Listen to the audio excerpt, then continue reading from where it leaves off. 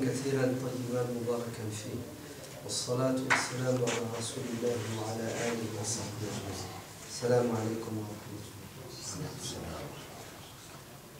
Le rôle de la mosquée dans la société. Il est évident que ce qui fait une mosquée, ce ne sont pas les murs, la construction en elle-même. Ce qui fait le charme d'une mosquée, c'est ce qui s'y fait et son rayonnement sur l'extérieur.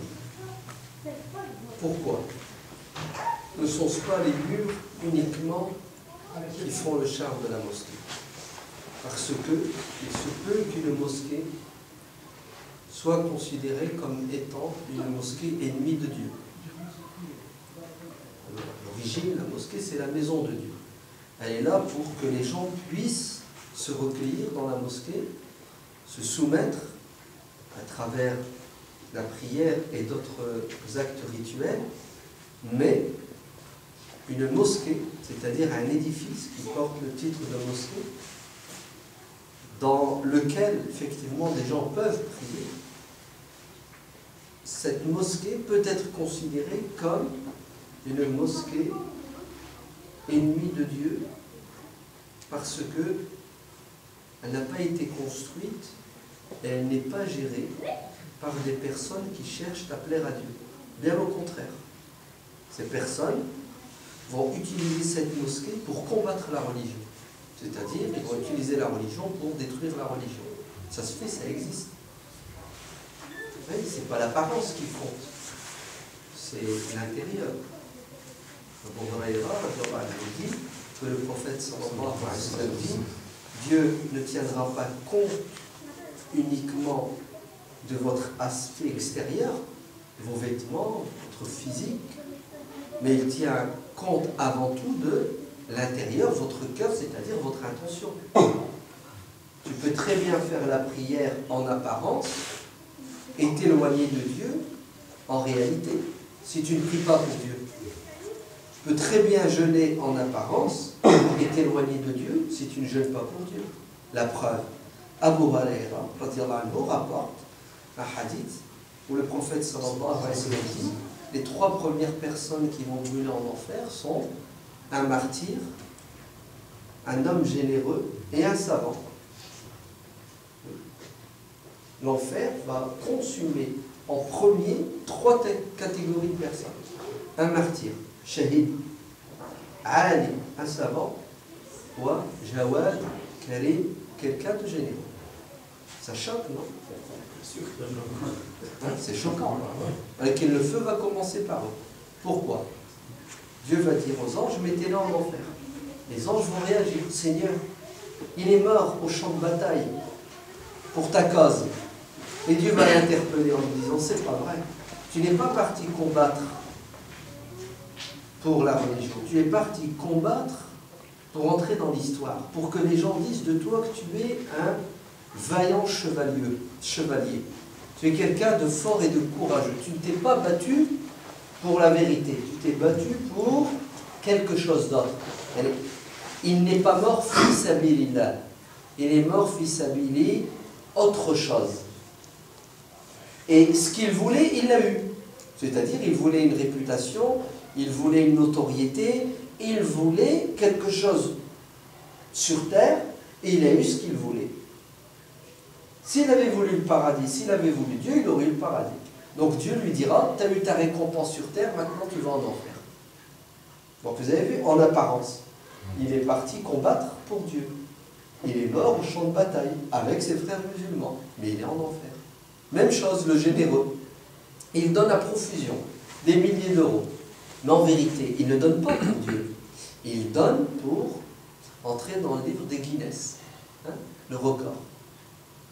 L'homme, celui qui a donné le plus d'argent, c'est lui. Donc il cherche un plaisir personnel et individuel. Il a eu ce qu'il voulait. Hein.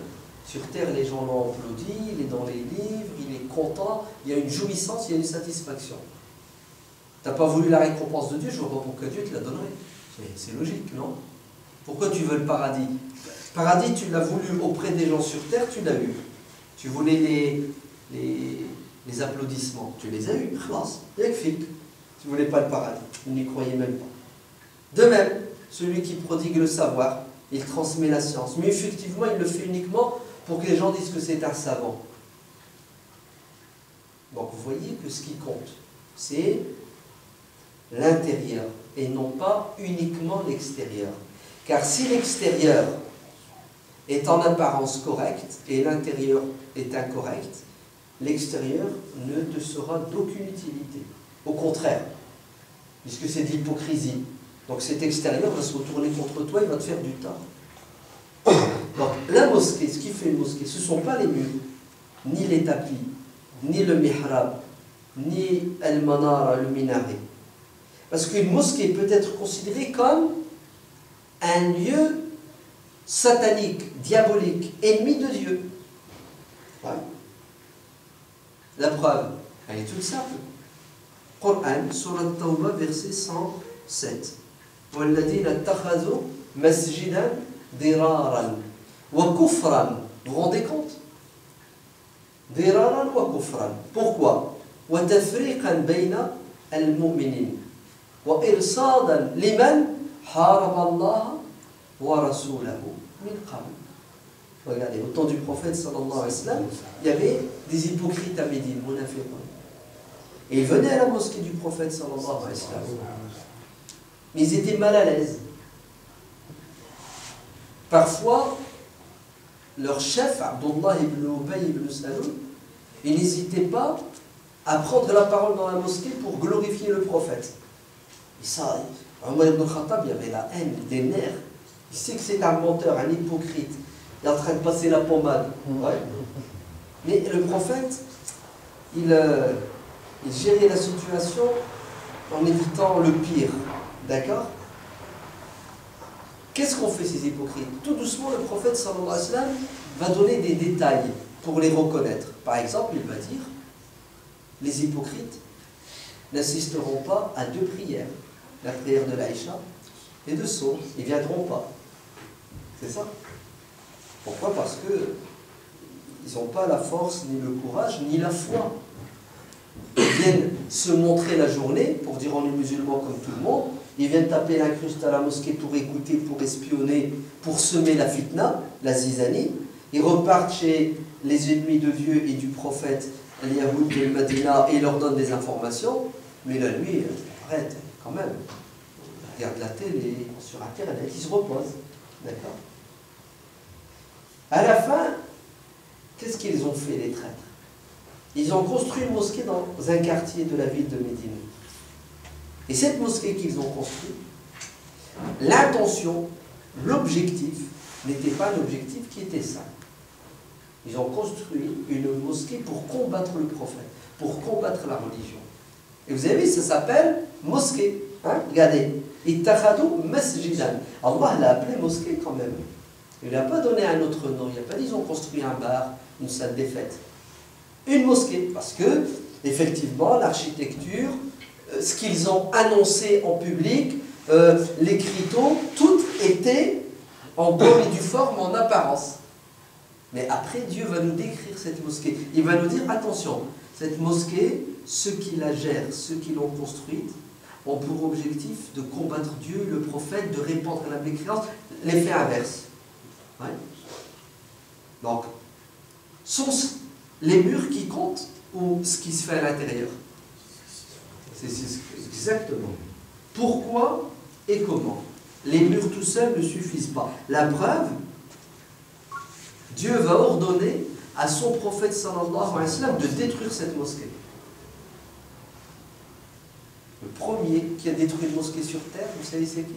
C'est le prophète sallallahu alayhi wa sallam. Le premier à avoir détruit une mosquée, c'est le prophète. Entre guillemets, hein.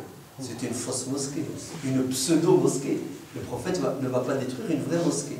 Mais ça, puisque c'est une fausse mosquée qui a pour objectif d'arnaquer les musulmans, le prophète l'a détruite. Dieu lui a dit, la taqum fihi abadan, n'y mets jamais les pieds. Parce que ce n'est pas une mosquée qui a été construite avec l'intention de plaire à Dieu. Donc, la mosquée doit être construite avec une bonne intention. Et deuxièmement, une fois qu'elle est construite, cette intention, on doit l'avoir. C'est-à-dire cette mosquée doit apporter des résultats. Il doit y avoir des fruits. Ça ne doit pas rester des murs uniquement. Car l'objectif de la mosquée, ce n'est pas uniquement d'y faire la prière. Parce que vous savez très bien qu'on peut faire la prière partout sur terre. La preuve, il y a des villes où il n'y a pas de mosquée. Il y a des villes, il y a des gens, ils font 50 km pour aller faire le Jumu'ah. Le restant, ils sont musulmans, ils font leur prière. Toute la terre est un lieu de prière, parce que toute la terre est un lieu pur et purifié. Donc, l'objectif de la mosquée n'est pas uniquement d'y accomplir la prière, bien que la prière a sa place à la mosquée numéro 1, puisqu'une prière à la mosquée vaut 27 prières. On est d'accord? Il y a d'autres objectifs. Il n'y a pas que celui-là. Et malheureusement, beaucoup de musulmans ont circonscrit, ont arrêté, délimité le rôle de la mosquée. La preuve, il y a certaines mosquées, elles s'ouvrent avant la prière un quart d'heure, tu finis la prière, pendant dehors, et ils la ferment. Bon, pour certains, ça se comprend, c'est pour des raisons de sécurité. Pour certains, très bien. On va accepter qu'en France, en Hollande, dans certains pays, au bled, la population est musulmane à 90%, 100% dans certains pays. Ben, dans certains pays musulmans, ils te ferment la porte et ils te disent dehors. Tu n'as pas le droit de faire autre chose que la prière, même dormir. Tu as envie de dormir à la mosquée, tu ne peux pas. Tu t'es disputé avec ta femme, ouais, ça arrive, d'abza avec madame, ça arrive. Tu t'es disputé avec ta femme, tu vas aller où? Tu vas aller au café, boire un verre, comme font... Non, tu vas aller à la mosquée, chez les anges, la paix, la tranquillité. Un jour, le prophète, sallallahu alayhi wa sallam, il va rendre visite à sa fille Fatima. Fatima qui habite à côté de chez lui. Hein. Et il ne trouve pas Ali ibn Abi Talib, son gendre. Où est-il? Fatima lui dit, bon, on s'est disputé, on s'est pris le bec. Ouais. Et qu'est-ce qu'il a fait? Il est sorti. Et le prophète a envoyé quelqu'un pour le trouver. Et ils l'ont trouvé. Il était où? Le masjid. Il est parti décompresser à la mosquée. Il est parti, pour éviter le clash avec sa femme, il est parti ça, à la mosquée. Et il s'est endormi à la mosquée. Ah oui, il s'est endormi à la mosquée. Et le prophète, il est venu, et il lui a dit, mets-toi debout. Et il lui a donné un surnom, il l'a appelé Abu Turab. Parce que justement, il y a de la terre qui s'est accrochée à son dos. Ouais. Vous avez vu? Même tu veux rentrer à la mosquée, faire ta prière, décompresser un peu, golek, non, bras, dehors. Abu Umama, radiallahu anhu. Un jour, le prophète sallallahu alayhi wa sallam le trouve à la mosquée. Il lui dit, ah Abu Umama, qu'est-ce que tu fais à la mosquée à cette heure-ci? Je veux dire, le matin à 10h, il n'y a personne à la mosquée. Vous savez ce qu'il lui dit, Abu Umama? Il lui dit, prophète, j'ai des soucis. J'ai des problèmes. Ouais. Ça nous arrive d'avoir des problèmes. Bien sûr. Tu reçois la facture d'électricité. Ouais. Seulement les salés, non?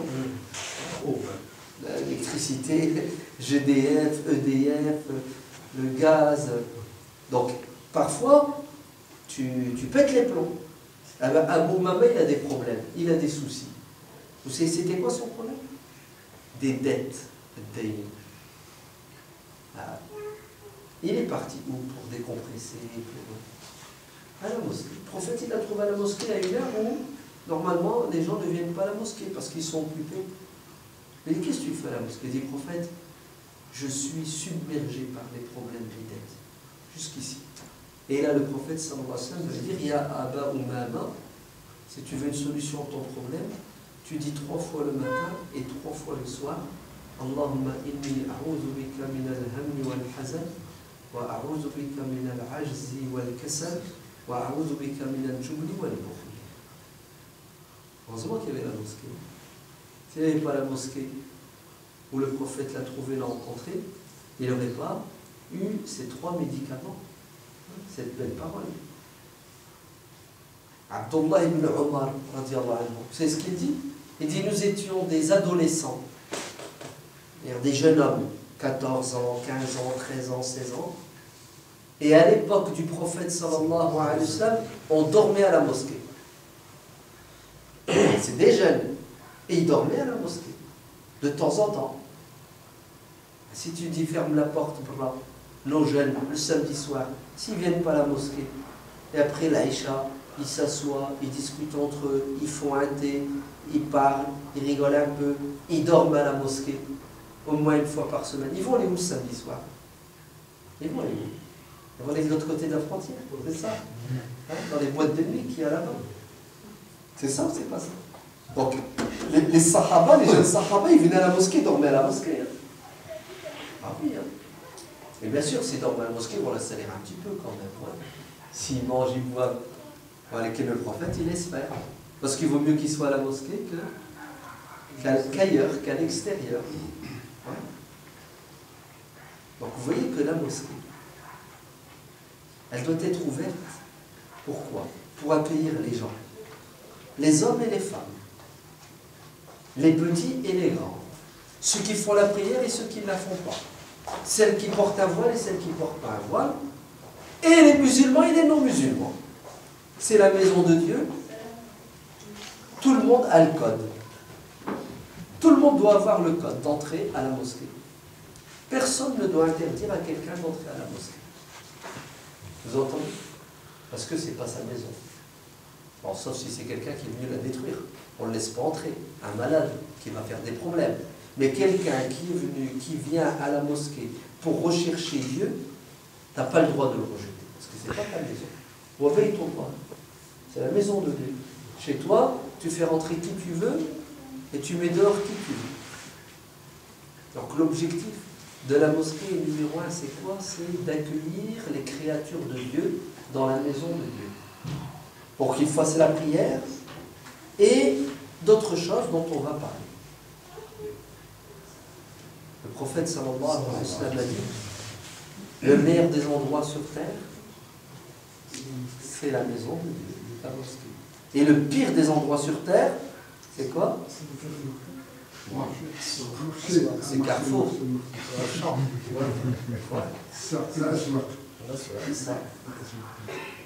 Pourquoi les marchés c'est là? Parce que les gens se retrouvent là-bas et discutent. Ils discutent de quoi, à votre avis? Ils discutent des autres. C'est là-bas où il y a beaucoup de reïba et de namima, beaucoup de médisance et de colportage. Ou bien la dunya. Ouais. Les gens vont et regardent beaucoup de choses de la dunya, ils sont attirés. Et l'amour de la dunya et l'envie de la dunya, il augmente. Ouais. Soyez le premier à entrer à la mosquée, le dernier à en sortir. Soyez le dernier à entrer au marché et le premier à sortir. C'est-à-dire, rester à la mosquée le plus longtemps et rester là-bas le moins longtemps. Ah ben, nos jeunes aujourd'hui, ils vont à Carrefour et puis ils traînent pendant 2 heures. Vrai ou faux? Nos femmes, c'est 4 heures. Quand elles vont à Carrefour, elles rentrent en Carrefour, ouais. Elles ont besoin du lait, du khobz. Elles vont mettre 3 heures pour trouver le lait et le khobz. Parce qu'elles vont faire tous les rayons. D'accord? Pour regarder. C'est ça, pour regarder les... Elles n'achètent pas. Si, il y en a qui achètent. Mais la plupart, elles n'achètent pas et elles perdent leur temps. Elles tuent leur temps. C'est ça? C'est une sortie en fait. Ouais, c'est pour... Mais ça reste toujours que c'est le pire des endroits. C'est ça? En fait, dit, soyez le premier à entrer, le dernier à... Non, soyez le dernier à entrer, le premier à sortir. Dépêchez-vous. Tu rentres avec ta liste, t'achètes et tu sors. Tu te barres, tu ne restes pas là-bas. Il y a beaucoup de chats en télé. Regardez, subhanallah, comment tout est inversé chez les musulmans aujourd'hui. Les jeunes ne viennent pas à la mosquée, les femmes ne viennent pas à la mosquée. Mais ils sont dans les marchés, ils sont dans les souks, ils sont dans les galeries marchandes, ils sont dans les rues piétonnes, ils lèchent les vitrines, les hommes regardent les femmes et les femmes regardent les hommes. Tout le contraire de ce que la religion enseigne. C'est pour ça que la confie à nos jeunes. Parce qu'ils ne connaissent pas l'adresse de la mosquée. Et ils n'ont pas compris le rôle de la mosquée. Mais peut-être aussi parce que la mosquée, elle n'a pas su les attirer et les garder.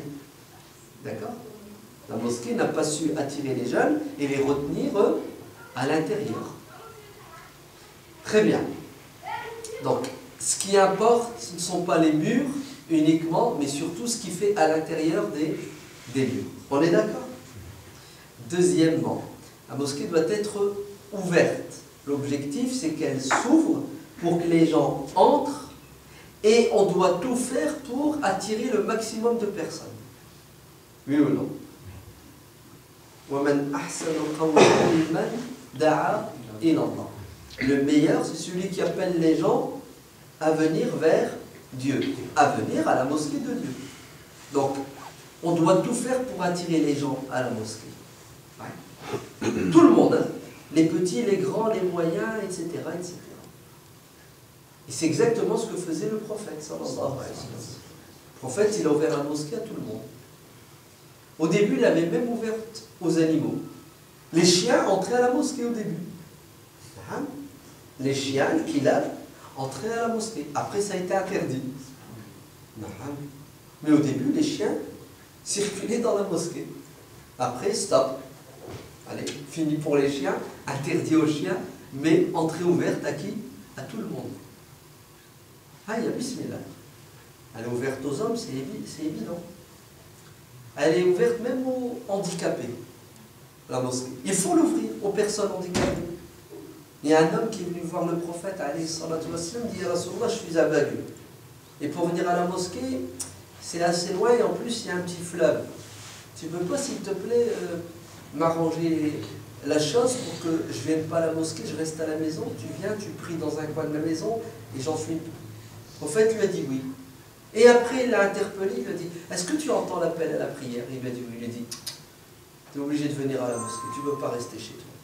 Je ne viendrai pas prier chez toi, il faut que tu viennes à la mosquée. Et heureusement que le prophète lui a dit ça. Parce qu'un aveugle, s'il n'a pas de vie sociale, il est mort psychologiquement, mskin. Il va rester enfermé chez lui toute la journée, seul, il ne voit personne, personne ne lui parle, il va devenir fou. C'est pour ça que le prophète lui a dit, tu viens à la mosquée. Un, il bouge, comme ça lui fait du sport, il ne va pas rouiller. Deux, tu vas rencontrer des gens, tu vas parler avec les gens tu vas avoir une vie sociale, un échange. C'est pour cela, quand on fait une mosquée, puis nous impose l'accès handicapé, c'est très bien, c'est islamique, c'est très islamique. Il faut qu'un handicapé avec son chariot roulant puisse entrer. Il faut qu'un aveugle puisse entrer. Donc faites attention à votre projet, il a intérêt d'être aux normes. Pour respecter l'islam et le droit des handicapés. On est d'accord? Ouverte aux hommes, aux femmes handicapés. Ouverte aux enfants. Parce qu'il y a des gens qui disent, il ne faut pas ramener les enfants à la mosquée, ça fait du bruit. Ouais, c'est ça. Ils vont salir. Ils vont salir la mosquée. Non. Non, non, les enfants, il faut qu'ils viennent à la mosquée. Et une mosquée où il n'y a pas de bruit d'enfants, c'est une mosquée qui est morte. Parce que si les enfants tout petits ne prennent pas l'habitude de venir à la mosquée, une fois que les vieux seront morts, la mosquée va être vide, puisque les jeunes n'auront pas pris l'habitude. C'est une catastrophe. Hein. Moi j'ai vu dans certaines mosquées, ils ne supportent pas les gosses. Il y a des gens qui ne supportent pas. Vous voyez qui court dans la mosquée. Ben, c'est normal qu'il court, c'est un gosse. Quand tu avais son âge, tu courais. Mais toi, tu courais dans la rue. Et tu faisais des dégâts dans la rue. Lui, au moins, il court dans la mosquée, alhamdoulilah. On peut être content, heureux. Au moins, on l'a déjà à l'intérieur. À nous de l'éduquer maintenant. À nous de lui apprendre comment se comporter dans la mosquée. Là, je vous croyais que le prophète renvoyait balader les enfants. C'est faux. Un jour, le prophète sallallahu alayhi wa sallam faisait la prière et il a entendu les pleurs d'un bébé. Il y a une femme qui est venue faire la prière avec son bébé. Donc, poussette, bébé. Et quand le prophète a entendu les pleurs du bébé, c'est ce qu'il a fait. Il a accéléré sa prière. C'est-à-dire, il a réduit son temps de prière par pitié pour la mère qui entend son bébé pleurer. Et quand il a fini, il a dit, vous savez ce qui m'a poussé à accélérer ma prière? C'est parce que j'ai entendu les pleurs de cet enfant, j'ai eu pitié pour sa mère, et j'ai accéléré ma prière pour qu'elle s'occupe de lui. Il ne lui a pas dit, tu nous as pris la tête, prochaine fois, tu ne reviens plus, ou si tu viens sans ton bébé. Il lui a dit ça? Il ne lui a pas dit ça. Il a réduit son temps de prière. C'est beau, c'est pas beau, franchement. C'est puissant quand même. Hein. Allez, le temps de salat, il a diminué pour qui? Pour. Alors que si c'était nous, on aurait dit quoi à la femme? On l'aurait incendié, Mskina. On l'aurait cramé, brûlé. Jamais plus elle ne remettra les pieds à la mosquée, ni elle ni son gosse. Mieux, les enfants entraient à la mosquée et s'amusaient à la mosquée. Un jour, le prophète sallallahu alayhi wa sallam, il faisait la prière. Il y a une petite fille, elle s'appelle Umayma, elle est venue. C'est la fille de sa fille. Elle est rentrée, elle est venue vers lui. C'est son grand-père. C'est ce qu'il a fait, il l'a prise dans ses bras. Dans la mosquée, imam, il prend un enfant, il le serre dans ses bras, une petite fille. Et il prie avec elle. Il fait recours avec l'enfant dans ses bras. Et quand il fait sujoud, il le pose, il se prosterne, ensuite il le reprend avec lui. C'est pas il le laisse. Non, non, non, il le reprend. Franchement, c'est beau, c'est pas beau. Toi, tu ferais la prière, le gosse il vient, tu lui mets une droite. Non? Tu lui mets un coup de genou. Non? Ça va quand même. On est civilisé. Oh, c'est beau. C'est bien. Ça fait plaisir. C'est parce que vous venez à la mosquée, vous êtes bien éduqués. Mais il y en a, c'est grave. Hein. Il y en a, le gosse, il se rapproche de lui. Oh là là. Il ne sait pas que c'est un enfant. Si c'est un adulte qui veut passer devant toi, tu mets ta main, tu lui fais sa bague, tu pries. Mais un gosse, non. Un gosse, le prophète, il le prenait. C'est pas la même chose, un gosse. Un gosse n'est pas responsable et n'est pas conscient. Vous avez vu un jour, le prophète, sallallahu alayhi wa sallam, il faisait la prière. Le petit Hassan, il est venu, vous savez ce qu'il a fait? Il a attendu que le prophète soit prosterné et il est monté sur son dos. Il s'est assis sur son dos. La pose. Il ne veut pas bouger. Hein. Le prophète est resté tellement longtemps prosterné parce que le gosse était sur son dos que les sahaba, ils ont commencé à flipper. Ils ont dit, qu'est-ce qu'il a, le prophète? Qu'est-ce qui se passe? Pourquoi il ne se redresse pas? Il y en a un, il a fait le traître. Il a levé sa tête, il a regardé. Un sahabi. Non, en fait, il y avait peur que le prophète ait un problème. Ah ben, il a levé la tête et il a regardé et il a vu quoi comme scène? Il a vu le prophète prosterné, le gosse positionné sur son dos, la pose. Allez, je reste ici, je ne bouge pas. Regardez-vous. Et quand sa tête à lui a dit de bouger, il s'est retiré. Et là, le prophète, il s'est assis. Vous vous rendez compte? C'est-à-dire, il est prosterné, il est imam, il y a des gens derrière lui. Il n'a pas pris, il l'a retiré. Il l'a laissé une minute, 2 minutes. Et quand le tcho, il y a eu ce qu'il voulait, il s'est assis. C'est bon, c'est pas bon. C'est puissant quand même. Hein. C'est magnifique. Même le Jumu'ah, il a fait ça. Il fait khutbat al-Jumu'ah, le gosse y arrive. C'est ce qu'il fait. Il descend du minbar. Et il prend le gosse. Et il remonte sur son minbar et il l'embrasse devant tout le monde. Il dit, je l'aime bien, aimez-le. Et c'est pour cela, je crois que c'est Umm al-Fadl, elle a dit, pendant le Ramadan, on faisait jeûner les enfants, donc les parents qui éduquaient bien leurs enfants, poussaient les gosses à jeûner, les gosses de 8 ans, 9 ans, 10 ans. Et en fin d'après-midi, quand ils commençaient à avoir soif et faim, on les emmenait à la mosquée et on les distrayait à la mosquée. C'est-à-dire, le gosse, il a 10 ans, 8 ans, il jeûne, il commence à avoir faim. On les emmenait à la mosquée, elle dit, et on les faisait jouer à la mosquée. Pourquoi? Pour qu'ils oublient. Pour que le Maghrib arrive et qu'ils mangent. Alors c'est bon, c'est pas bon. Bon, nous on dirait aujourd'hui, ils faisaient une garderie à la mosquée pour les gosses, avec des jeux, des dessins, pour que les gosses soient occupés, ils oublient le Ramadan. Donc les gosses peuvent venir à la mosquée et on doit tout faire pour les attirer à la mosquée. Et on doit leur donner la place qu'ils méritent à la mosquée. Et s'il y a des gosses qui font des bêtises, ben, il faut les éduquer tout simplement. Mais les éduquer avec patience, avec amour et avec miséricorde. Pour qu'ils aiment la mosquée, pour qu'ils prennent l'habitude de la mosquée. Hassan al-Basri, radiallahu anhu, vous savez ce qu'il faisait? Il sortait de la mosquée et il distribuait aux enfants quoi? À l'époque, il n'y avait pas de bonbons, il y avait du sucre. Le sucre, c'était une denrée rare et qui coûtait cher. Il leur donnait des morceaux de sucre. Oui. On lui dit, pourquoi tu fais ça? Il a dit, parce que Dieu a dit dans le Coran, « Lan tanalu al-birra hatta tunfiqu mimma tuhibbun » Vous ne serez de véritables croyants que si vous donnez ce que vous aimez. Moi, j'aime bien le sucre, je le donne. Et il le donne à qui? Aux enfants. Pourquoi? pour que les enfants aiment la mosquée. Un grand cheikh, j'ai oublié son nom, je crois. Cheikh Ryan, je crois, en Égypte. Vous savez ce qu'il faisait? Quand il allait à la mosquée, il prenait toujours avec lui des bonbons. Et quand il croisait des enfants dans la rue, il leur donnait un bonbon, puis il leur donnait « Venez à la mosquée, venez avec moi à la mosquée. » Et j'ai vu de mes yeux, j'étais à Mecca, dans l'enceinte de la Mecque, on était assis, on attendait la prière, et il y avait un vieux, il devait avoir au moins 80 ans, ouais, avec une belle barbe blanche. À chaque fois qu'un parent passe à côté avec un gosse, il arrêtait le parent, il sortait de sa poche un bonbon et il le donnait à l'enfant. Et je l'ai observé pendant 1 heure entre le Maghreb et l'Aïcha. Il n'y a pas un gosse qui est passé devant lui sans qu'il lui ait lancé un hameçon. Et le gosse a mordu à l'hameçon. Pourquoi? Pour que les enfants aiment bien. C'est logique ou pas logique? Logique. Hein? Donc ce vendredi, Inch'Allah, quand vous allez venir à la mosquée, venez avec des bonbons. Et puis vous regardez à la mosquée et vous donnez aux jeunes qui sont venus. Dès que c'est les vacances à l'école, il va y avoir beaucoup de jeunes à la mosquée ce vendredi. Venez avec du chocolat, avec des bonbons.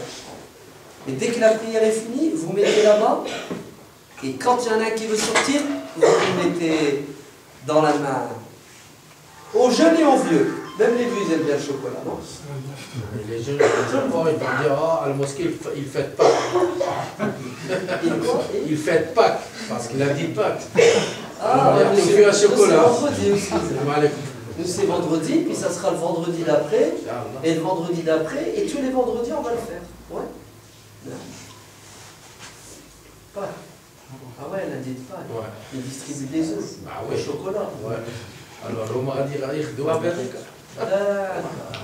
bon, on va pas le faire ce vendredi. Voilà. On le fait l'autre vendredi. Ouais,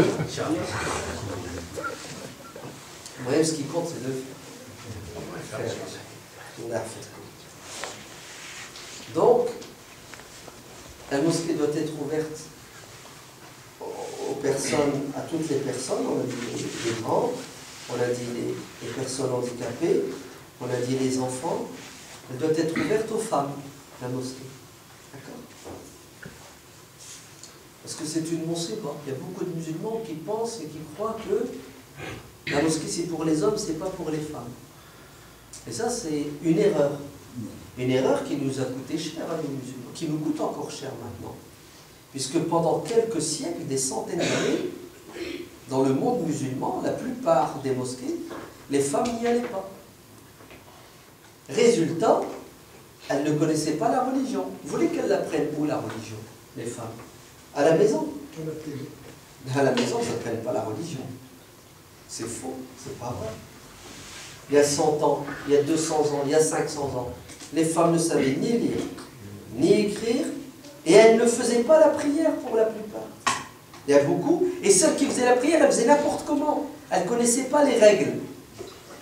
Elles étaient ignorantes, parce que dans beaucoup de pays musulmans, des imams ont dit aux femmes, il ne faut pas venir à la mosquée. Et c'est contraire à la sunna du prophète, sallallahu alayhi wa sallam. Car les femmes allaient à la mosquée. La preuve, le prophète sallallahu alayhi wa sallam a dit, le meilleur des rangs pour les hommes c'est le premier, et le pire le dernier. Et le meilleur des rangs pour les femmes c'est le dernier, et le pire c'est le premier. Et d'ailleurs il a dit, mettez les hommes devant, les enfants derrière, et les femmes derrière les enfants. Donc ça veut dire que les femmes ont leur place, où ça? À la mosquée. La preuve, allez à Médine, Medina,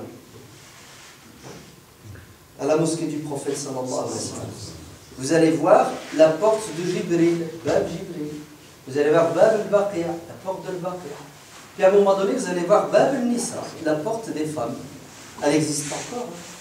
Elle est restée à sa place. C'est quoi la porte des femmes? C'est le prophète sallallahu alayhi wa sallam dans sa mosquée. À un moment donné, il a remarqué que les hommes et les femmes sortaient ensemble par la même porte. Et parfois, il y a des embouteillages. Pour éviter la promiscuité, vous savez ce qu'il a dit? Laissons cette porte aux femmes et faisons une autre porte aux hommes. Entrée femme, entrée homme. Ça existe ou ça n'existe pas ça? Ça existe. Entrée femme, entrée homme. Et personne n'a osé, depuis ce jour-là, enlever entrée femme. Supprimer l'entrée femme. C'est impossible, c'est le prophète qui l'a fait.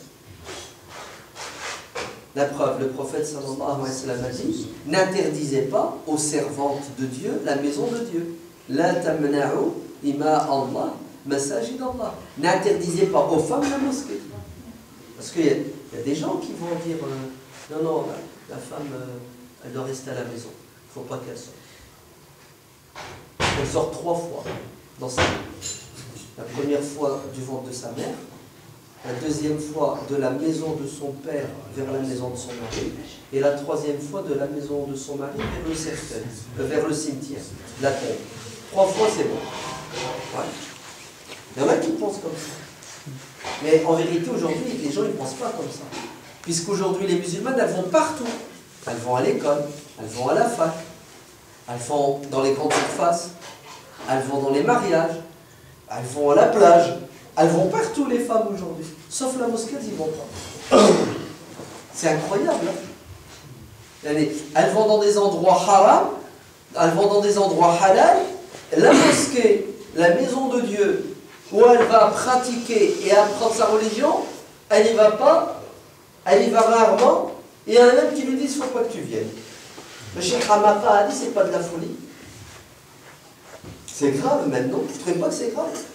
C'est l'ignorance. Nos jeunes filles, elles vont à l'école et elles ne viennent pas à la mosquée. Elles vont à l'école apprendre des maths, de la physique, c'est bien, et elles ne viennent pas à la mosquée apprendre le Coran et le hadith. Et ça, c'est grave. Et normal, hein? Les parents, ils ne trouvent pas de mal. Alors, j'ai rencontré une fille il n'y a pas longtemps, il y a 1 mois. Elle est à l'université Mskena. Je lui pose une question: est-ce que tu viens à la mosquée? Elle me dit non.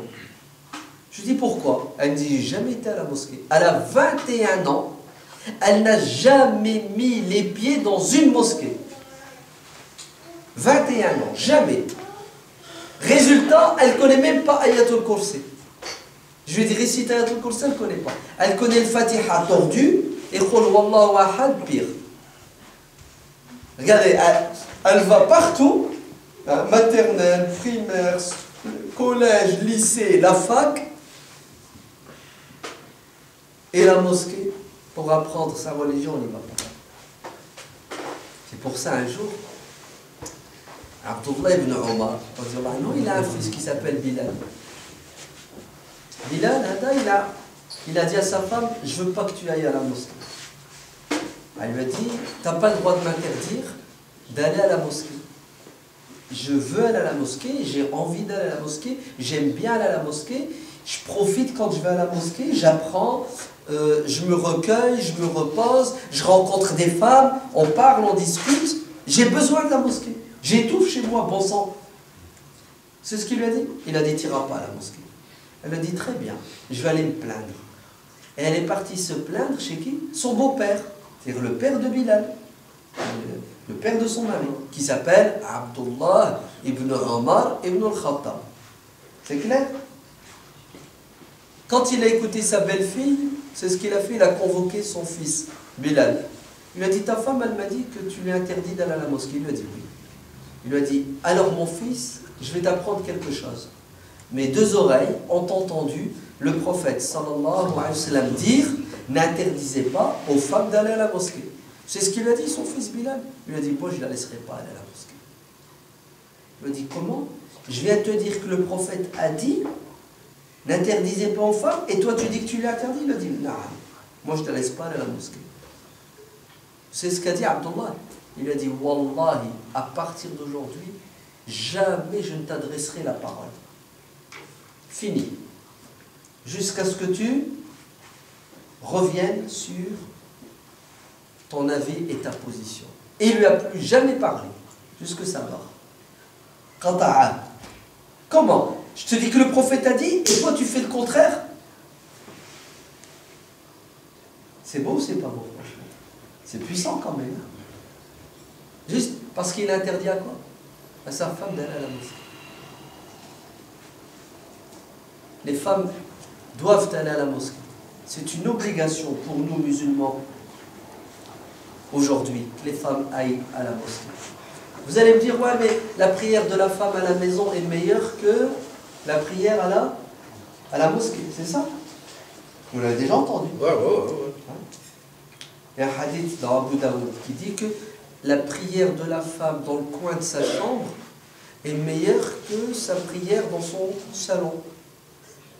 Et la prière dans son salon est meilleure que la prière dans sa mosquée, dans sa maison. Et la prière dans sa mosquée, dans sa maison, est meilleure que la prière dans la mosquée de son quartier. Et la prière dans la mosquée de son quartier est meilleure que la prière dans ma mosquée, c'est-à-dire dans la grande mosquée de la ville. C'est-à-dire, plus elle s'éloigne et elle prie loin du regard des gens, en cachette, mieux c'est. Et il y en a qui prennent ce hadith à la lettre et ils te disent, il vaut mieux qu'elle prie à la maison qu'à la mosquée. En fait, c'est faux. Vous avez mal compris le hadith. Pourquoi vous l'avez mal compris? Parce que si c'était meilleur, pourquoi alors les femmes, au temps du prophète sallallahu alayhi wa sallam, elles allaient à la mosquée? Pourquoi le prophète ne leur a pas dit, rentrez chez vous, allez prier chez vous, parce que c'est meilleur? Non, les femmes, elles se battaient pour aller à la mosquée. La preuve, Aïcha radiallahu anha, dans le Bukhari, vous savez ce qu'elle dit? Elle dit qu'on faisait la prière, laquelle? De l'fajr à la mosquée. Et il faisait noir quand on rentrait chez nous. C'est-à-dire, il priait le fajr à la première heure. Pas Ghalas, pas Isfar, à la première heure. Et quand elle rentrait chez elle, il faisait encore noir. Et le fajr, elles allaient à la mosquée. Et l'Aïcha, elles allaient à la mosquée. Pourquoi le prophète ne leur a pas dit prier chez vous? Pourquoi? Parce que la présence et la prière de la femme à la mosquée est nécessaire pour la femme. Comme ça, elle va apprendre le Coran de la bouche de l'imam. Elle va entendre le Coran qui est bien récité. Et elle va apprendre des choses. Elle va gagner des hasanat. Une prière à la mosquée, c'est 27 fois plus. Maintenant, les prières qui ne sont pas obligatoires, il vaut mieux les faire à la maison. Et plus tu les fais en cachette à la maison, mieux c'est. Comme ça, c'est plus sincère, personne ne te voit. Et une femme ne doit pas venir à la mosquée si elle a des choses à faire à la maison qui sont nécessaires et obligatoires. Elle ne va pas délaisser ses devoirs avec son mari et ses enfants pour venir faire la prière à la mosquée. Non. Mais si elle n'a rien à faire et elle est disponible, au lieu de perdre son temps à regarder la télé, ouais, les chaînes paraboliques, 2M, c'est ça? Bon, c'est vrai. Ouais. Chatter sur Internet. Non? Il vaut mieux qu'elle soit où ça? À la mosquée. Elle apprend le Coran. Elle apprend à lire et écrire. Elle vient à la mosquée, elle donne rendez-vous avec 4-5 personnes et elle va rendre visite à une malade. Vous avez compris, hein, l'objectif? Donc, les hommes doivent venir à la mosquée. Les handicapés, les enfants, les femmes et surtout les jeunes filles. D'accord? Surtout les jeunes filles. Parce que si les jeunes filles ne viennent pas à la mosquée pour apprendre la religion, avec qui vous allez vous marier, les jeunes garçons? Avec qui vous allez vous marier? Ah, vous venez à la mosquée, vous apprenez, vous connaissez votre religion. Vous allez vous marier avec des filles qui sont à l'ouest. Rien à voir avec le din. Et là, ça va être le clash, le choc. Et il est terrible. Hein? Oh, ça fait mal. Hein? Ça fait très mal quand elle t'explose au visage, la meuf. Pourquoi? Parce qu'elle n'a aucune base religieuse. Rien. Elle n'a rien appris, elle ne connaît rien du tout, si ce n'est le contraire de ce qu'il faut connaître. Qui doit encore venir à la mosquée? Ceux qui pratiquent la religion et ceux qui ne la pratiquent pas. La mosquée n'est pas faite uniquement pour ceux qui prient. Elle est faite, j'ai envie de vous dire, surtout pour ceux qui ne prient pas. Comme ça, ils vont apprendre à prier. Parce qu'il y a des gens qui veulent dire non. Il ne faut pas qu'il entre à la mosquée, mais qu'il s'en lèche. Il ne fait pas la prière. Parce qu'il ne faut pas qu'il rentre à la mosquée. C'est faux. Au contraire. Là qui ne fait pas la prière, il faut vite qu'il rentre à la mosquée. Peut-être qu'en rentrant à la mosquée, la rahma, la miséricorde va le toucher. C'est ça? Donc, ramenez les jeunes qui ne prient pas à la mosquée. Vous allez me dire, comment on fait pour les ramener?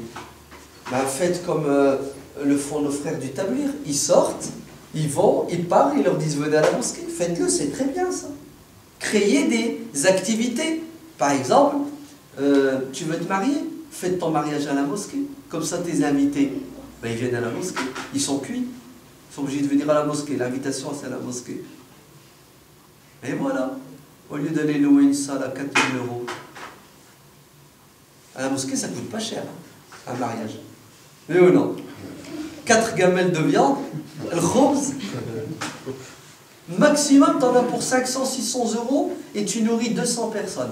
Et tu vas ramener à la mosquée des gens qui ne sont jamais venus à la mosquée, des hommes et des femmes. Au moins, il n'y aura pas de munkar, il n'y aura pas de choses interdites et il y aura de la da'wa. Et ça coûte pas cher et tu as fait 3400 € d'économie. Tu donnes 2000 à la mosquée, tu gardes 1400. C'est bien ou c'est pas bien? Tu as eu une naissance? Tu as eu un enfant là, qui est né la semaine dernière? Fais la aqiqa à la mosquée. Vous avez compris? Faites des activités à la mosquée, comme ça vous allez attirer des gens qui ne viennent jamais et qui ont peur de venir à la mosquée. D'accord? Pour attirer les musulmans et les musulmanes qui ne connaissent pas, qui ont peur et qui ne pratiquent pas la mosquée. C'est très important. On est d'accord? Qui doit encore venir à la mosquée? La mosquée, elle doit attirer qui? Elle doit attirer les non-musulmans pour qu'ils viennent visiter la mosquée. En faisant ce qu'on appelle une journée porte ouverte. Il fait beau, vous mettez des tracts dans les boîtes aux lettres, dans toutes les maisons aux alentours de la mosquée, même dans la ville. Il y a un journal qui sort de la ville. Comment il s'appelle votre journal? Flash Info. Flash Info. C'est tous les 3 mois qu'il sort? Non, tous les mois. Tous les mois. Ah ben voilà, mettez dans Flash Info, au mois de juin, ouais, journée porte ouverte à la mosquée de Kérouch. Vous mettez l'adresse, de 14 h à 18 h, visite guidée, ouais, avec à la fin un buffet. Et ça, vous savez faire quand même. Ouais. Ataï, le semmel, et ça. Oh, vous voulez en rajouter? Un peu de brochette? On l'a fait 15 jours. Vous l'avez fait à 15 jours? Ouais, on vient de le faire.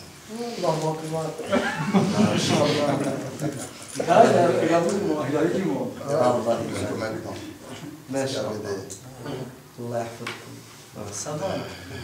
J'ai plus rien à faire ici. Vous faites déjà tout, Thomas. On fait une fois tous les ans. Une fois tous les ans. La place est parmi nous. Allah barak. C'est bien. C'est très important ça. Wallah. C'est comme ça qu'on casse les préjugés. Et c'est comme ça que les gens après ils ont une bonne image de nous. Parce qu'ils ont vu, ils sont rentrés, ils ont vu que c'était pas une fabrique d'explosifs la mosquée. Ils ont vu qu'il n'y a pas des tarés, des fous à la mosquée. Au contraire, il y a des gens normaux, non, au-dessus de la normale. Ils sont gentils, ils sont généreux, hospitaliers et... Il y a même le maire qui est venu. Même le maire il est venu, Allah barak. Vous l'avez sahad, je crois, le maire. Avec le thé. Avec le thé, les clessons, là. Allez, شرب واحد صافي. يرجع لي كل عام. Et si tu l'appelles tous les mois, j'ai كل شهر. Ah, j'ai là. T'as étonné, j'ai. Bien sûr. وعلاش ما يجيش عند الناس بحالكم الله يبارك الله يحفظكم الله يكثر من امثالكم. On est d'accord? Donc la mosquée elle doit être ouverte. Et la mosquée doit attirer les gens, c'est ça? Elle doit être ouverte. Et elle doit rayonner. Donc on a parlé de ce qu'il faut faire et ce qu'il fallait faire et qui il fallait attirer à la mosquée. Quel est l'impact que doit avoir la mosquée sur le reste? C'est la mosquée maintenant qui va aller vers les gens. Avant de voir l'impact que doit avoir la mosquée, ce qu'elle doit faire vers les autres qui ne sont pas ici, voyons d'abord ce que la mosquée ne doit pas faire. Ouais, c'est-à-dire le rôle qu'elle ne doit en aucun cas jouer. La mosquée ne doit pas être source de problèmes là où elle est. Là où se trouve la mosquée ne doit pas être à l'origine des problèmes, ne doit pas créer des problèmes aux gens. C'est pas logique. Allah n'aime pas l'injustice, oui ou non? Dieu n'aime pas le mal. Donc la mosquée, elle doit quoi? Elle doit refléter tout ce qui est positif et en aucun cas quelque chose de négatif. Par exemple, la mosquée doit être belle. Parce que si les gens passent devant la mosquée, elle n'est pas belle. Ils ont été pollués. Ça s'appelle la pollution visuelle. Et quand tu regardes quelque chose qui n'est pas beau, tu fais quoi? Tu fais une grimace, tu dis berk, et ensuite tu détournes ton visage et tu t'en vas. Tu fuis. C'est pour cela. Nous n'avons pas le droit de faire n'importe quoi quand on fait une mosquée. On doit faire une mosquée en bonne et due forme. Ouais. Vous voulez la preuve? Omar ibn Abdel Aziz, le grand calife, l'arrière-petit-fils de Omar ibn al-Khattab. Il était calife de l'année 99 à l'année 101 de l'Hégire, au temps des Omeyyades. L'imam Shafi'i le considère comme le 5e calife bien guidé, le Khulafa ar-Rashid, le top du top, comme son arrière-grand-père Omar ibn al-Khattab. Quand il est devenu calife, vous savez ce qu'il a fait? Il a arrêté l'hémorragie. Les caisses de l'État, il y avait un trou dedans. Le trésor public, il y avait un trou. Qui c'est qui prenait de l'argent? La famille. La famille, ouais. Ça existe encore aujourd'hui, non? Bien sûr. 70 milliards, 110 milliards. Ouais. Et ce qu'on ne sait pas, c'est pire que ce que l'on sait. Très bien. Omar ibn Abdel Aziz, dès qu'il est devenu calife, il leur a dit venez ici. Min ayna laka hada, d'où te vient ta richesse? Ah, t'es le frère du calife, donc t'as piqué dans les caisses.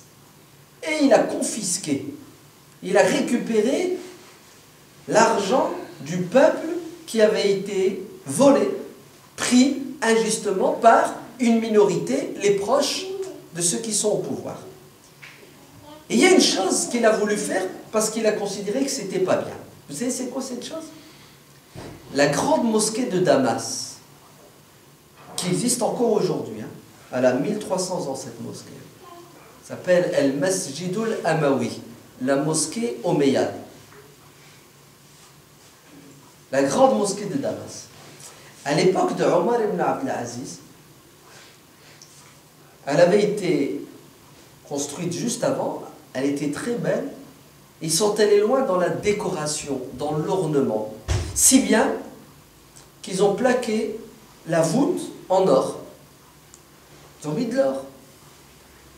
Et Omar ibn Abdel Aziz, qui est un ascète et qui a des priorités, pour lui, il vaut mieux que cet or aille dans le ventre des pauvres, au lieu qu'il serve de décoration. C'est ce qu'il a décidé. Ben, il a décidé de récupérer cet or, de le faire fondre et de le transformer. Il a pris la décision. Il faut du temps pour appliquer. Hein? Et avant que la décision ne soit appliquée, Omar a reçu une délégation de chrétiens de l'Empire byzantin qui sont venus visiter le calife. Il y a des échanges. Et bien sûr, quand il y a des officiels qui viennent, ils sont reçus, et puis on leur fait une visite guidée. Et un de ces chrétiens, vous savez ce qu'ils ont fait? Parmi les monuments qu'ils ont visités, la mosquée de Damas. Et quand ils sont entrés dans la mosquée, ils ont vu la beauté, la grandeur de la mosquée. Ils ont été épuisés. Ils sont restés bouche bée. Ils se sont dit, c'est pas possible, c'est trop beau, vous êtes trop fort, vous êtes trop puissant. Yani, la mosquée, dans sa grandeur et sa beauté, a eu un impact sur cette délégation. Vous savez ce qu'a fait Omar ibn Abdel Aziz? Il a dit, j'avais l'intention de tout détruire, ça, et de faire quelque chose de sobre, mais quand j'ai vu l'impact que ça a eu sur les non-musulmans, on va la laisser dans l'état, puisqu'elle joue un rôle. C'est quoi le rôle qu'a joué cette construction magnifique? C'est que ça a montré aux autres la grandeur et la force de l'islam et des musulmans. Vous avez compris? Ouais. Donc une mosquée ne doit pas faire fuir quand tu la vois. Au contraire, elle doit être belle et attirée. C'est pour ça qu'il faut faire du bon boulot, du vrai travail d'arabe, pas du travail tordu. Ouais. Votre mosquée que vous êtes en train de faire, là, là-bas, là, ouais. Oh, nickel. Je vous fais confiance. Ouais.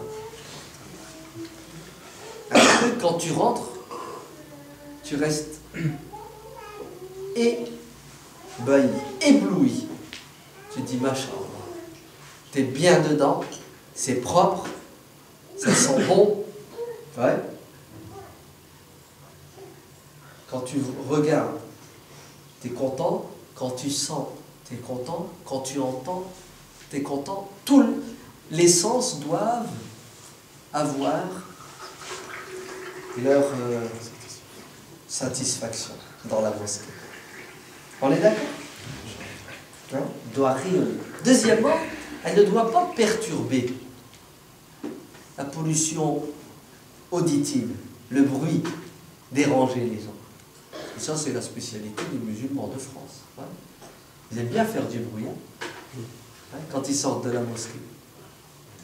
Il est minuit, ils sont sur le trottoir, ils parlent. Ils font des khotab. Normalement, à minuit, les gens dorment. Ils dorment même avant, je crois. Ils dorment avant. Et vous savez que le soir, le bruit s'entend plus facilement que la journée. Alors pourquoi, quand vous sortez de la mosquée, vous ne mettez pas du scotch et vous rentrez chez vous, vite fait, bien fait, au lieu de taper l'incruste sur le trottoir? Alors que c'est interdit. Hein. Vous savez qu'en islam, le prophète sallallahu alayhi wa sallam a surpris des compagnons qui étaient debout en train de parler sur la voie publique. Il leur a dit, qu'est-ce que vous faites à parler comme ça debout dehors?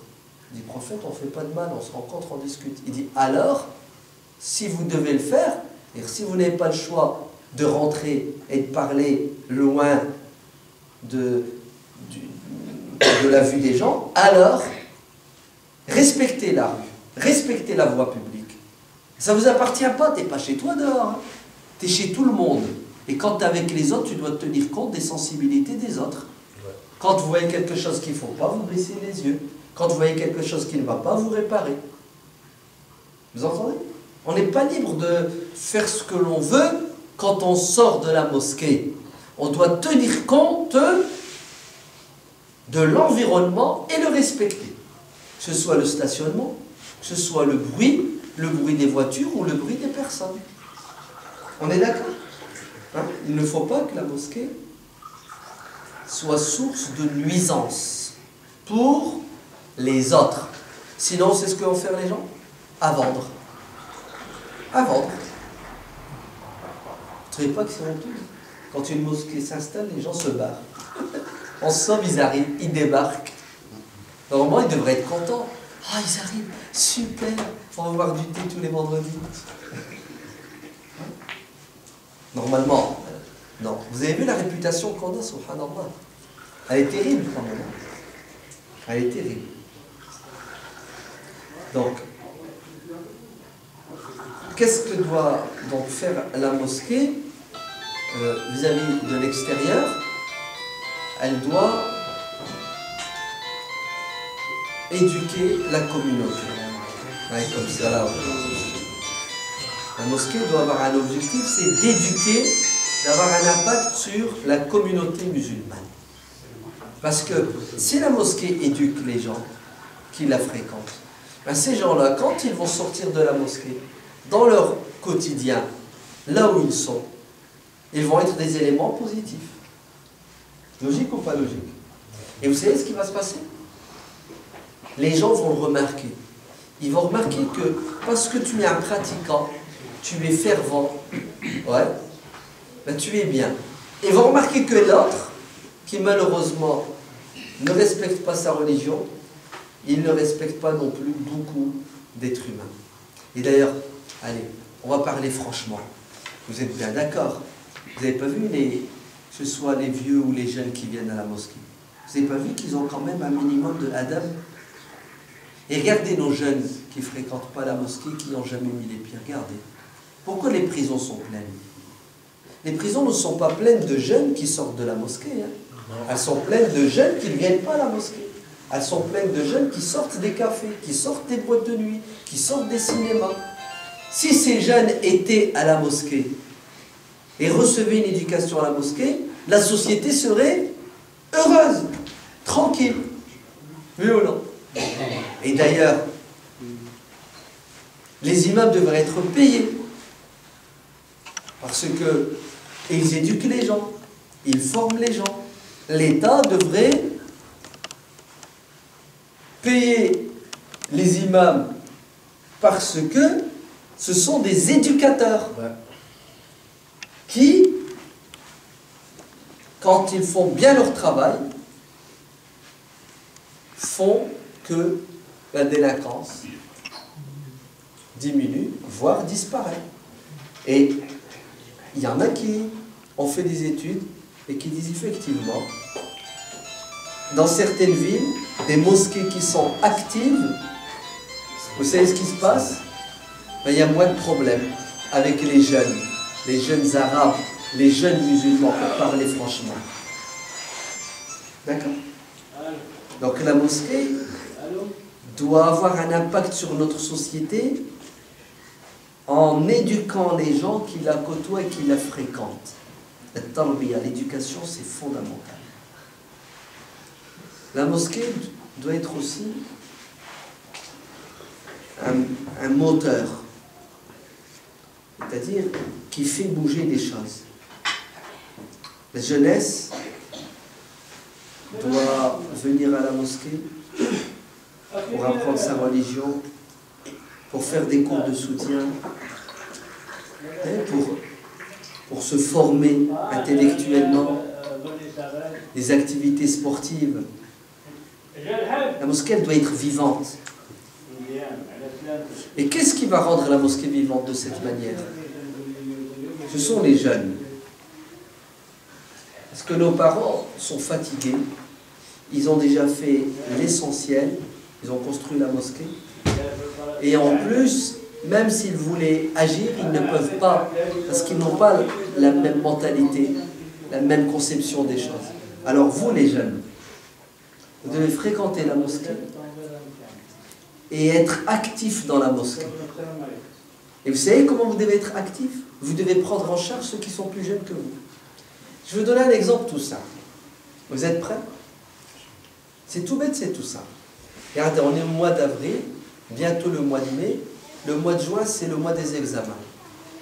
Il y a des jeunes qui sont au lycée, première, seconde, et il y en a qui sont au collège. En troisième, ils ont un examen, ça s'appelle le brevet des collèges, c'est ça? Très bien. Pourquoi vous, là, qui êtes en seconde, en première, vous ne prenez pas chacun 3-4 jeunes qui sont en troisième et vous leur faites des révisions? Comme ça, leur BEPC, ils vont avoir une super note. Les lacunes, vous allez les boucher. Vous savez que c'est un massacre. Il y a des jeunes, maintenant, ils sont au collège, ils ne savent pas lire. Ils sont en 6e, ils ne savent pas lire. Ils sont en 5e, ils ont du mal à lire. Ils sont en 4e, ils lisent, ils font des fautes. Ils sont en 3e, et ils ne lisent plus du tout. Ils ont arrêté de lire. Alors que celui qui ne sait pas lire ne peut pas apprendre de lui-même. Vous imaginez si les mercredis après-midi à la mosquée, de 14h à 16h, vous venez, chacun parmi vous prend 4-5 jeunes dans un coin de la mosquée et il les fait lire pendant 1 heure, 2 heures à haute voix. En 2 mois, le gosse, il n'y aura plus de problème d'élocution. Il va savoir lire sans problème, donc il va sans doute, parce que vous allez le suivre et l'aider, aimer les livres, aimer la lecture. Et nous, les musulmans, tant qu'on ne fera pas ce que Dieu nous a dit, Iqra bismi rabbika, on restera toujours inférieur, dominé, écrasé. La science, il n'y a pas de science, il n'y a pas de lecture. Nos jeunes lisent, dites la vérité. C'est vous, vous entendez? les plus anciens prennent en charge les plus jeunes. Allez, laissez lire du Baudelaire, du Victor Hugo. Quoique c'est bon et c'est nécessaire. Mais ils ne savent pas lire le Coran. Vrai ou faux? Et vous savez lire. Vous devez tous vous transformer en petit imam. Ceux qui savent transmettent à ceux qui ne savent pas. Il faut que la mosquée grouille d'activités. Vous entendez? Et même des activités d'art plastique. Tu prends des gosses, tu leur apprends à réaliser des objets. Un, ça les occupe, oui ou non, au lieu qu'ils traînent dans la rue. Deux, ça développe des talents cachés qu'ils ont sans doute. Trois, vous permettez à ces enfants-là de faire des choses pour qu'ils apprennent à être utiles dans leur vie, pour qu'ils apprennent les valeurs du travail, du respect. Regardez nos gosses comment ils traînent. Regardez nos gosses comment ils n'ont aucun objectif dans leur vie. C'est pas une catastrophe. La mosquée doit avoir un impact. Et pour qu'elle ait un impact, il faut que sa jeunesse soit vivante. Et pour que sa jeunesse soit vivante, il faut qu'elle vienne à la mosquée, non pas pour prier, s'asseoir et consommer, mais pour prier, pour consommer et ensuite pour produire, pour apporter une plus-value. Sinon, la mosquée ne pourra pas avoir d'impact dans la société, elle ne pourra pas rayonner. La jeunesse, c'est l'avenir de la mosquée. Et entre nous, vous êtes à la mosquée, vous faites des choses à la mosquée, vous êtes dans la maison de Dieu.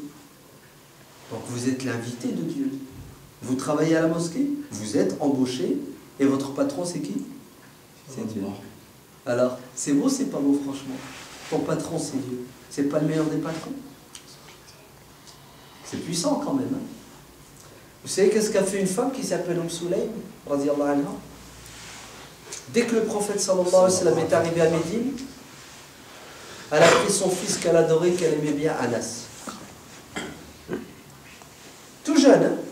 Un gamin. Il devait avoir 7 ans, 8 ans, 9 ans. Elle l'a pris, elle l'a ramené à la mosquée, elle a dit, prophète, tiens mon gosse, il est à ton service, au service de la mosquée, au service de la communauté. Ouais. Et Anas va dire, j'ai servi le prophète pendant 10 ans. Pendant 10 ans, il n'a pas lâché le prophète. Il était en contact permanent avec le prophète à la mosquée. C'est pour ça qu'Anas est devenu un grand personnage. Il fait partie des grands compagnons qui ont transmis beaucoup de hadiths. Pourquoi? Parce qu'il était à la mosquée. Il était au service de la religion. La preuve, un jour, Anas était à la mosquée et il a remarqué. Il a remarqué quoi? Il a remarqué que le prophète était faible. Il a tout de suite capté que le prophète avait faim. Sans doute il n'avait pas mangé depuis très longtemps. Il est parti voir sa mère. Il lui a dit, maman, fais quelque chose à manger parce que j'ai vu le prophète. Ça se voit sur son visage qu'il a faim. Tout de suite, elle a fait à manger. Et il a ramené la bouffe à la mosquée. Et il l'a posée au prophète. Et le prophète était heureux. Il a bien vu Anas. Il a mangé avec les gens qui étaient avec lui. Et vous savez ce qu'a fait Sulaym? Elle est venue à la mosquée. Elle est venue voir le résultat de son action. Et quand le prophète a mangé, c'est ce qu'elle a fait.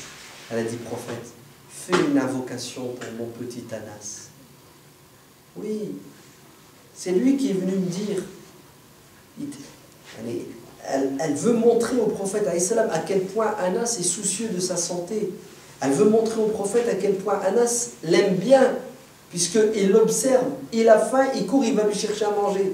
C'est beau, c'est pas beau franchement. Prophète, tu peux lui faire un petit cadeau? Et le meilleur des cadeaux que le prophète puisse faire à quelqu'un, c'est une invocation. Et allez-y. C'est ce que lui dit le prophète. Ya Allah, fasse qu'il vive longtemps. 110 ans il a vécu. Vous avez entendu? Fasse qu'il vive longtemps. Il devait faire ça pour voir clair. Ouais. 2. Fasse qu'il ait beaucoup d'enfants. Il a eu des enfants et des petits-enfants, il n'avait plus de 100. Il ne les connaissait plus. Ça bougeait dans tous les sens. 3, face qu'il soit riche, il a tellement d'argent, tellement de biens qu'il ne sait plus ce qu'il a. Milliardaire. 4, entre-le au paradis. Anas a dit, le prophète a demandé à Dieu pour moi 4 choses, 3 je les ai vues, et il reste la 4e. La 4e, c'est le paradis. Vous avez vu celui qui est au service de Dieu? Celui qui est au service de la mosquée, qu'est-ce qu'il a? Vous avez compris les jeunes? La mosquée ne jouera son rôle que si et seulement si les jeunes qui sont dans la mosquée sont des bosseurs. Ils sont actifs. Et des idées, vous en avez, des centaines et des milliers. Ce qu'il faut, c'est des gens pour les réaliser, les idées. Et quand je dis les jeunes, c'est les garçons et les filles. On est d'accord? Et c'est possible de faire beaucoup de belles choses. Surtout avec le beau projet que vous avez. On a les vieux, non? Oh, Thomas, je dis tout. Et Thomas, vous en avez fait beaucoup. Et vous en faites tellement que les jeunes se disent qu'il n'y a plus rien à faire. Allah yaktar min amthalikum. Ouais. Vous entendez? Et attention, ils ne vous laisseront pas parce qu'ils veulent gagner des hasanat. Jusqu'au bout, ils ne lâcheront pas. Donc faites-vous là la concurrence, la compétition. D'accord? Je vais m'arrêter ici parce que je pense que ça suffit.